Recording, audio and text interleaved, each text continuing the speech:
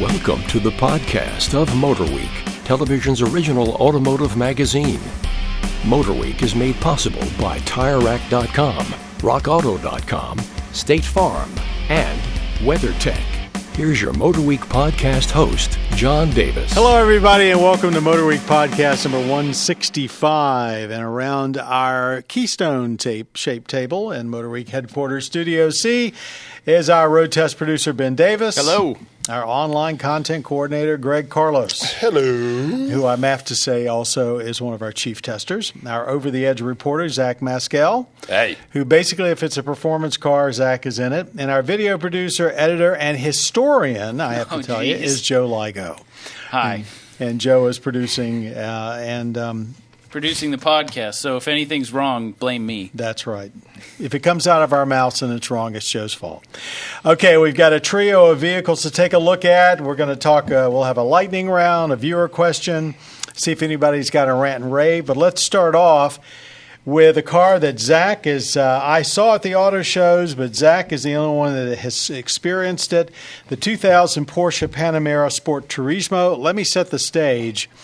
A new, all-new Porsche Panamera second gen came out almost a year ago, but it was delayed coming into the U.S. because of some of the VW emission problems. Porsche is part of VW. And even before the first regular Panamera got on sale in the U.S., Porsche was already showing offshoots of it, and one of them was the Sport Turismo. What is the Sport Turismo, Zach? Why is it so different? It is a Panamera wagon. You wouldn't think those words could go together. It can. Porsche probably wouldn't want you to say wagon. Or shooting like brake. Shooting brake. Or lifestyle activity vehicle or some Sure, marketing if you will. But I think shooting brake fits it perfectly. Like whenever I hear shooting brake, I would picture this type of look. You know what I mean?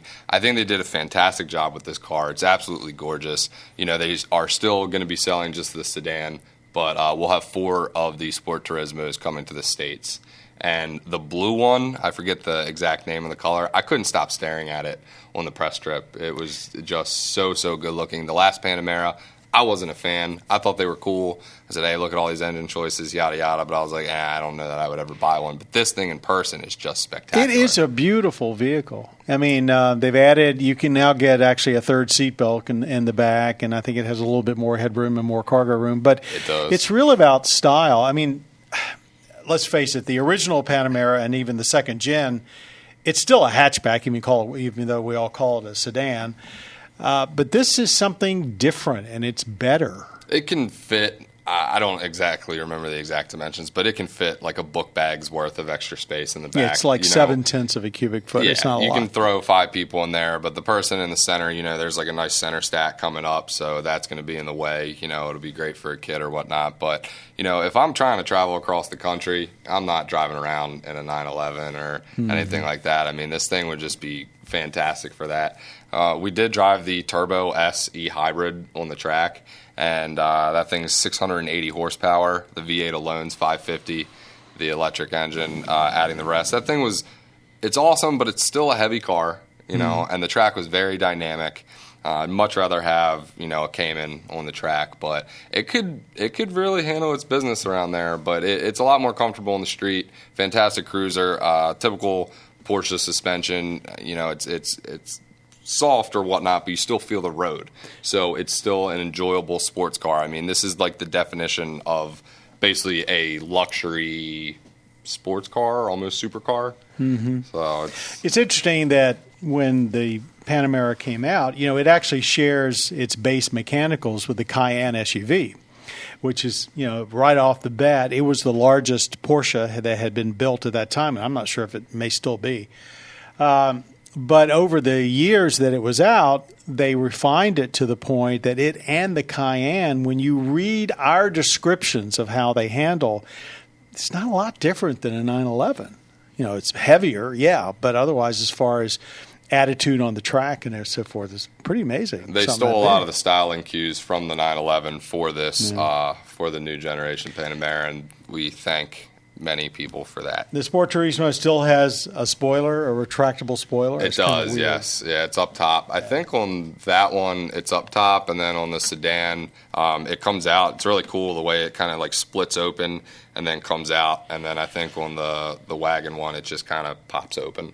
Zach and I have dominated this conversation. Any comments from anybody else? Have you seen pictures of it to the point you have an impression? The paint comments. And I'm sure Porsche's finishes are impeccable, but just looking at the footage that you brought back from the trip, you're right. That blue is unreal. Oh God! And then so the other thing was, I was researching it for the rundown in the podcast. I mean, how many engine options does it have? It's just like there's two V6s, and then the hybrid, and then a V8, and then 6. I think we have 6. So I mean, I'm assuming you didn't have a chance to drive every single one during your trip. No, I didn't. But what'd you think about the hybrid? Because they've had that for the last gen had a hybrid. You could still too. tell it's a hybrid, regen braking, just kind of the way that it accelerates. I mean, you're in a hybrid. You wouldn't have to tell me. As soon as I get in, I know it. It's just got that typical feel, but it's, when you're cruising on the highway and everything else, it feels as it should, and you could give it the business a little bit. Anybody else? All right, moving on. Thanks very much, Zach. 2018 Ford F-150 Raptor. What can you say about the second-gen Raptor? It's not exactly more of the first generation. It's a little different. It's a lot different, yeah. Go ahead. V8's gone, so now you have the EcoBoost 3.5 with 10 speeds. Which is an engine shared with the Ford GT. It's pretty incredible. I mean, you're talking 510 pounds of torque. I personally had it on back roads. And the paddle shifters are so huge, and the suspension is so rolly soft, and it felt like a trophy truck going through these back roads that I grew up on. I'm just like cracking through the paddles. I mean, it was a sports car to me. It's pretty amazing. Off-road sports car is probably about the best, a very good way closest to describe to it. a Dakar 959 that I'll ever get. Yeah. That's what I was picturing in my mind the whole time. It's a much more sophisticated effort than the first Raptor was. I mean, I found the ride to be amazingly compliant and easy to live with on a day-to-day. I was expecting, even the first one was not as rough as I thought it would be. But once you've climbed up into it, you're almost in a monster truck type atmosphere. But it just handles so well. It does. It's fun to drive. It's amazing because I never thought the old Raptor designed to look old. But when you park them next to each other, it really makes the previous gen Raptor look ancient. It does. Really? It does. Yeah. But a lot of people look at the new one and think it's not wild enough. I think the Ford's sensing they've got a bigger market for it. And maybe that's why they've done it. It still looks plenty aggressive, though, I think maybe Ford's a little surprised how big the market for the first Raptor was. Oh, absolutely. I think they're like really happy about that. So I think you're right. Maybe they made it a little more conservative and figured the aftermarket can supply all the wild goodies you would need to make it look unique. They can't keep these things in dealerships. As soon as they come in, somebody has already bought it, and it's off the lot. And that's with a $60-some thousand base price. Right, yeah, the MSRP is $49,785, but I'm sure that you're not seeing one at a dealer for that. I'm sure that they're all optioned up, and there might even be some markup on there. If Zach's right, if they're not keeping them in the lots, I'm sure the dealers don't mind making a little extra here and there on them. I'm sure. Greg, any comment? You've been very quiet. Yeah, I have. I was just enjoyed listening to you guys talk. I talked to a lot of people about it, and there's certainly mixed feelings. And I understand the people who miss the V8 because there's just something about a V8 in a truck. And I think that the twin turbo V6 is extremely strong, and once you drive it, you'll see that maybe I don't need a V8, but it doesn't sound as good as the previous Raptor. Now, I've heard Raptors. I've never driven the previous Raptor. But I understand that you might. I mean, there's a lot of people like to hear their car or their truck, and you don't get that same brutish, beefy sound that you were getting from the previous Raptor. So if people are going to complain, I'll say I definitely understand it. But it's not a V8 sound. No, absolutely not. You hear a lot of turbo noise, which is, again, it's preference. But it's definitely an incredible truck, and it's impressive. And like Ben said with those paddle shifters, You don't see that in a big pickup truck very often, and it's surprisingly satisfying to use those paddle shifters. Yeah, especially when you have all your sport settings turned on, and it really makes really smart work of the 10-speed auto, which is a hell of a lot of gears. Crazy burnouts, too, as we found out. Now to move on to something at the other end of the automotive spectrum, our 2018 Hyundai Ionic Hybrid. This is very different. Go take it away, Joe, since you said it first. Very different. This is basically a huge change from the Raptor. I mean, well, that's what it's a dedicated. It's like the Prius in that it's built on a dedicated hybrid chassis. Right, and it's similar to Honda's Clarity strategy in that they're making one platform with 3 different powertrains. Now, there's no hydrogen version, but the idea here is that there's a plug-in hybrid, which isn't out yet. There's a full EV, which is only available in California, and its range is only about 120 miles or something. And then the one we had is the regular hybrid, just like your garden variety Prius kind of thing. It has a 1.6-liter 4-cylinder, 139 horsepower combined. Although it's not a CVT, it's a real dual transmission. clutch. Yeah, it's a 6-speed dual clutch transmission. What blew me away was the EPA numbers are high 50s. It's like 50 for the blue trim level, which is like their extra eco version. I think it's 57 Does city, that beat 59. Prius?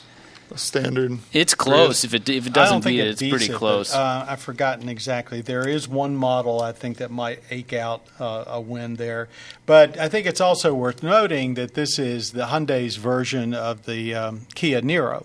Right, which yeah, actually launched first. Right, the Niro launched first, and it's more of a crossover-y type thing. They made it square. That's really what you're talking about. Yeah, I mean, it's about as much of a crossover as I am. So. Right, yeah. So it's and I'm not the Niro is marketed.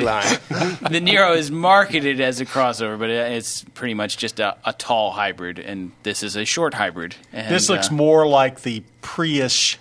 Right, profile. It has that teardrop kind of shape and the weird kind of hatch that doesn't taper off as much. But I don't know. I didn't get the chance to really spend some quality time with it. So what about those very of smooth. you who did? Yeah, I actually liked it more me too. than the Niro, and I think that it probably won't happen quickly, but I think it could actually put some pressure on a Prius because I personally felt more comfortable in the Ioniq than I do in any Prius.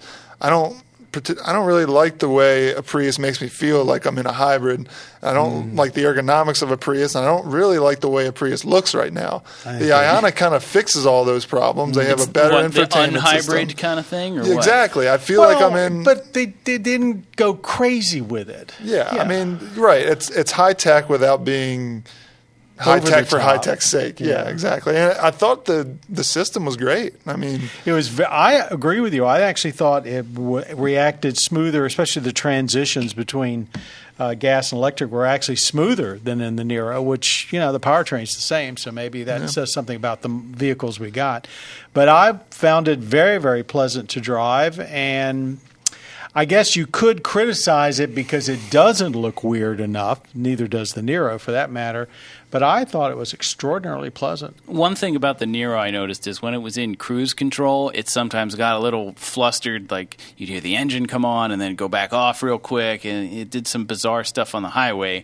But other than that, I'm sure that's not a mechanical issue. I'm sure it's a computer issue, and so I'm sure that'll get taken care of pretty quickly. I really love the fact it's got a real transmission, though. Yeah, for sure. Yeah, that was big.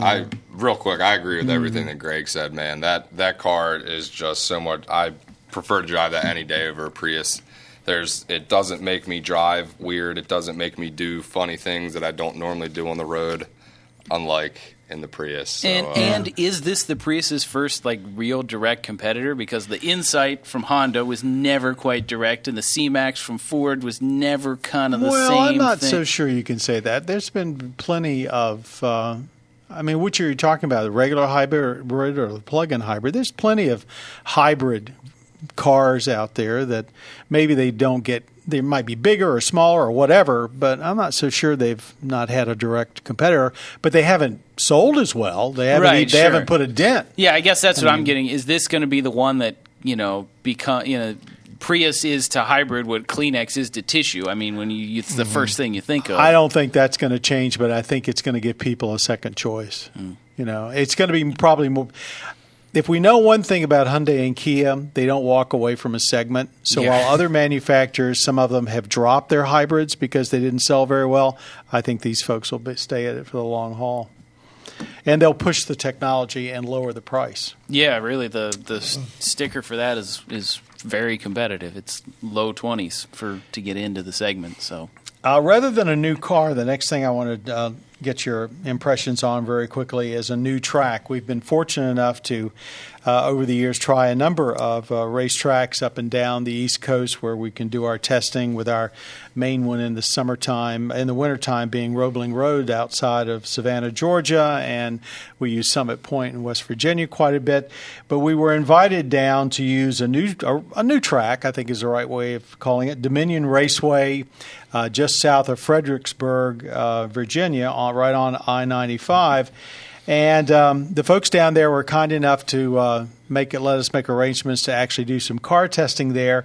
But Zach kind of went further than that. He actually went down and greeted a lot of, shall we say, non-professional car enthusiasts, just people who love their cars, and they use Dominion as a place to get together frequently and have fun. So tell us about it. Drivers Club, it's awesome. I mean, I knew they existed, but I didn't really know how many people were doing them. They've gotten a lot more popular here recently, but it's basically you just pay a yearly fee, and these guys are going 1 day, or it's 40, 52 weeks in a year, so they're getting almost 1 day of track time a week, which is like crazy to me. I mean, that is. It's track day, bro. And it's run what you brung. And this is a 2-mile road course, folks. This is not some parking lot. No, and they're getting speed on that straight, and they're mashing the brakes. So I can only imagine how much some of these guys are paying for brakes and stuff like that. And tires. Yeah. A bunch of the guys said, we almost never make it through an entire day because there's limited amounts of people. And, if they want instruction, then they could go out with the instructors, or they can just go out there and do their own thing. And, a lot of the guys just said, we almost never make it through a whole day because we're just exhausted. The car's tired, the tires might be done, the brakes are done.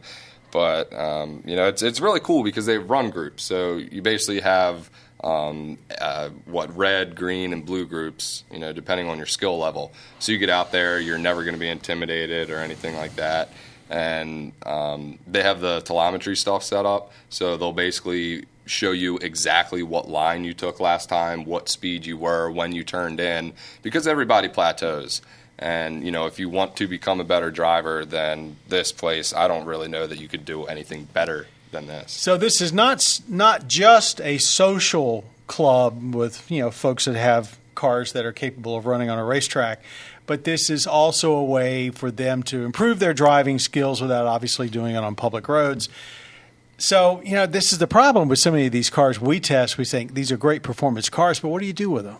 Except just brag about them.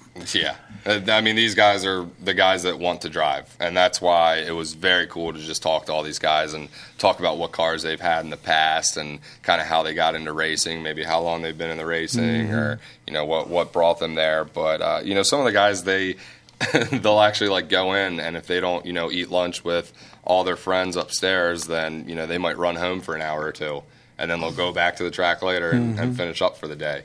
And it's completely optional, obviously, if you want to show or not. But I just thought the entire way the whole thing was kind of set up, it was obviously they have to go over, make sure their lugs are tight, make sure no fluids are leaking and stuff like that. So all safety is the overriding thing. It's there, but I mean it was fun. It was just a no pressure atmosphere. It was just a really enjoyable time to be there, and that's what a bunch of the other guys said too. It's just all about having a good time, and if you want to get a little more competitive, then you can step up a group, and if not, just go out there and. I know tracks all over the country do similar types of clubs, but this particular one at Dominion Raceway seemed to be very well set up for low pressure. Come in, have a good time, but learn what your car is all about. At the same time. You get plenty of time on the racetrack, man. Yeah. I mean, personally, I go racing a handful of times a year, and that's pretty much what I can afford and how much time I have. I mean, the fact that these guys get that much seat time, I mean, that's a dream of mine, and that's coming from somebody that gets to drive awesome cars all the time, So it's crazy. I would love to do that. Thanks, Zach. Let's move on now to our lightning round. 2 minutes to debate or talk about an automotive topic. Time's up. Joe is going to hit the bell. I wonder what hotel we stole that from. Okay, this is very much in the news in our business right now. Mazda has just announced that they're actually going to come to market with what's known as a compression ignition gasoline engine. In other words, an engine that operates very much like a diesel engine but actually uses gasoline. It will use compression rather than a spark plug to ignite the fuel, except in cold weather and when you need a lot of demand. So there's still spark plugs there, but they won't be activated except under certain conditions. The end result of this is a gasoline engine that gives you the fuel economy of a diesel without the nasty diesel exhaust. And a lot of automakers, including Hyundai and everybody else, have been working on this for a long time. Big trucks have been looking at it as a salvation on how to get more fuel economy. Here's little Mazda. They says, we've not only done it, we will have it in production in 2019. The big bugaboo has been the transition between spark and no spark and making it smooth. What do you think, in light of everybody's craziness about Guzzo, all electric, what does this tell you? What do you think of this? Any comments? Start the clock, Joe. I started. Sorry, you go first. Yeah, I was just going to say, I think it's just goes to show that while we are pushing towards electrification, hybrids, full EVs, I mean, we still have to develop the technology we're currently using, internal combustion engines, until we can get to the point where we are fully on electrification. So I think it's great. I am a little skeptical because that seems like a pretty lofty goal, and I'm sure that they have it figured out. But as we've seen with everything else, once you start putting a lot of miles on it, you get a lot of people driving it, that's when all the bugs are going to come out. So I'm interested for sure. And Mazda is generally a company I trust for the most part, honestly. Yeah, I mean, it kind of seems like a 3-minute mile. Like, you know, have they finally cracked this nut? But I think what's going to happen is it's all about money. Once it becomes cheaper to build electric cars than it does to build this, it'll kill it instantly. I don't know how you could say that. Really? The amount of battery power that you're going to have to put into an electric car to go 500 and 600 miles, which I think for Americans is what they really expect. Well, true, yeah. And the cost. Here, they've taken an existing type of powertrain and basically, well, at least extended the life of internal combustion engines because diesels, as we know, are falling out of favor in Europe. As an engineer, I find it wonderful and something I expected really for a cool. long time is, and we've seen it actually as the fuel economy regulations have ratcheted up. We've seen a lot of smaller, advances, but this is a big advance. We're talking 30% better fuel economy. So I'm excited to see it and drive it, but I worry about the economics of it long term but I think it does prove there are companies out there that aren't putting all their chips on electrification. Both Fiat Chrysler and Mazda kind of shows that they haven't. I guess electricity is not a foregone conclusion yet. Yeah, I mean, it's kind of nice to see that they're based in a little bit of reality. The reality is we're not ready to go full electric yet. We haven't even gotten to 1% of the market yet. People aren't ready for it. So let's keep making the things that people do trust, internal combustion engines, better. I mean, like John said, that's a 30 to 40, what was it? 20 to 30% increase in fuel economy. I mean, that's huge, and that's great because that's the ultimate goal is use less fuel. And anything that gets us to that point is a good idea if it works. Yeah, when the day comes that you'll be able to pull into a service station in the middle of Idaho and charge up your electric battery and the same time you can gas up a car, I think what you're saying is absolutely, a foregone conclusion, but I'm just not convinced that's around the corner. Anywho, that's my opinion. Zach, there's the performance. I'm with you guys. I mean, especially with what Greg said, really, we're definitely not there yet. I think this is a very cool thing, and like you guys said, with Mazda, it's, if they're saying that, then I would truly like to see what's going to be the outcome of this, and even how we could improve on it once they do it, and how everybody else is going to handle it. Now, admittedly, it's probably got some downside. After all, there's Sky Active G, really very efficient gas engines they make now. They're pretty low on torque when you first come off the line. So I'm sure this is not nirvana, but it's a big deal. Ben, you're shaking your head. I'm just anticipating for the numbers to come out as far as horsepower and torque go. It's interesting I'm interested in what those would be, or how it's going to match up. Yeah, how running on compression versus spark plugs affects those numbers. Yeah, because a diesel engine always has a lot of torque.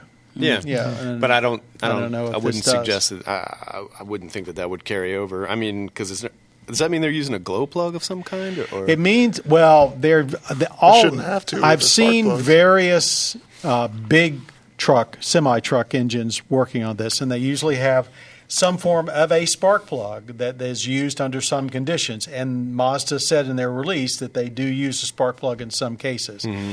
And generally that's under heavy load, and I've also heard it needs to use that under when it's very cold. Right. But once it gets up to operating temperature, it's that sheerly shuts off. Compression. Yeah. I'm also curious what that's going to do as far as, revs and what kind of noise it'll make. How noisy is it going to be? There's a lot of questions here that I have. I'm looking forward to finding them out. And there's one other thing. Diesel makes its power differently. It makes its power in a series of shocks rather than a smooth flow. So now and that's why diesels have such heavy-duty hardware, heavy-duty transmissions, heavy-duty axles. Does that mean we're now going to have to beef up a lot of the components in the gas car to handle that kind of power flow? And what's that going to do to weight and fuel economy? So a lot of unanswered questions. Very good. Very good, everybody. So we went a little over, but we covered a lot of ground on that one. All right, let's move on now to a viewer question. This one's from Carlton. Okay, my son's in college in Colorado Springs. Because of the snowy weather in that area, is an all-wheel drive vehicle better? What would you recommend for under $25,000? Thanks so much. He absolutely loves MotorWeek. Thank you, Carlton. Subaru Crosstrek. Want to tell us why? Fully loaded one, I think under $25,000, and a bunch of my friends have them out there. And even if you don't want a new one, there's a lot of used ones. And you'll fit right in Colorado. Yeah, you'll fit right in. I mean, they're absolutely everywhere. But I've driven there numerous times and in numerous friends' cars, and even when they have all-season tires on there, which I don't exactly recommend, they make it around just fine. And frankly, you could save some money and buy an Impreza hatchback, which is basically the same vehicle. I would prefer that. If you're not worried about ground clearance, you'll get way better handling. Exactly. I mean, we're talking Colorado Springs, and we're talking a lot of snow. So I think in addition to the all-wheel drive, that's why I would go Crosstrek over like an Impreza wagon, just for the ground clearance alone. I'd recommend save some money and get an older Forester. I mean, if you don't mind buying used, I had a Forester in college that had over 200,000 miles on it, and that thing was great because a little more room than a Crosstrek. You're hauling your stuff back and forth from your dorm. I would recommend it. And the roads get messy out there too, so you wouldn't be messing up a new car. Quite as much. But granted, they don't really use salt out there, so.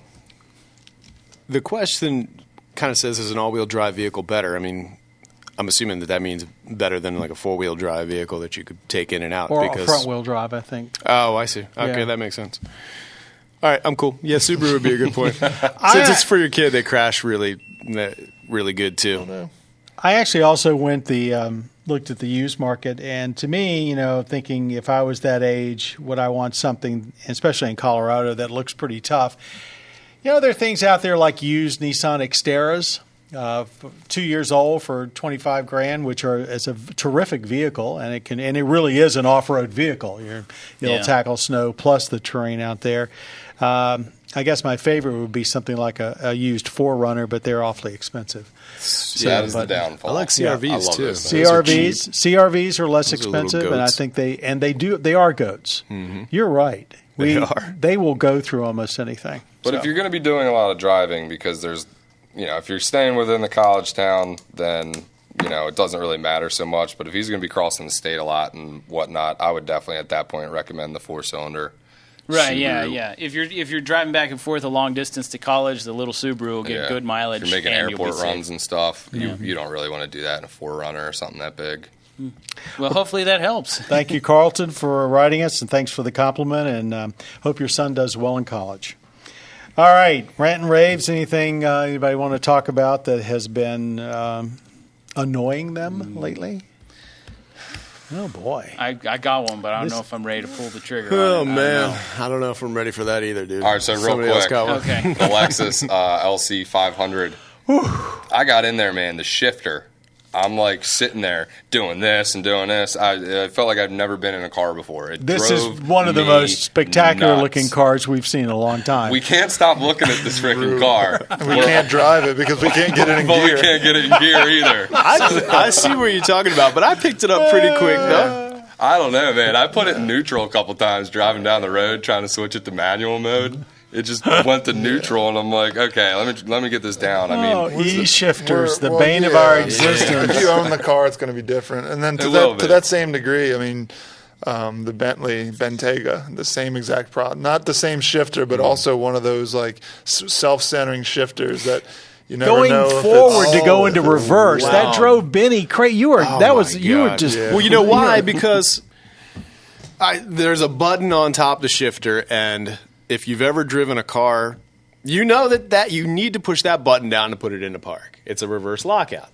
So, but in the Bentayga, you push that button down, throw the stick all the way forward. That's reverse. At that point, it made no sense. at It's that like they're point, I'm ready messing to with get it out of just the to car mess and with leave it. it running. You know? Yeah. And hell, that thing's moving. I mean, I'm sorry for the language. My bad. But yeah, there's a park button.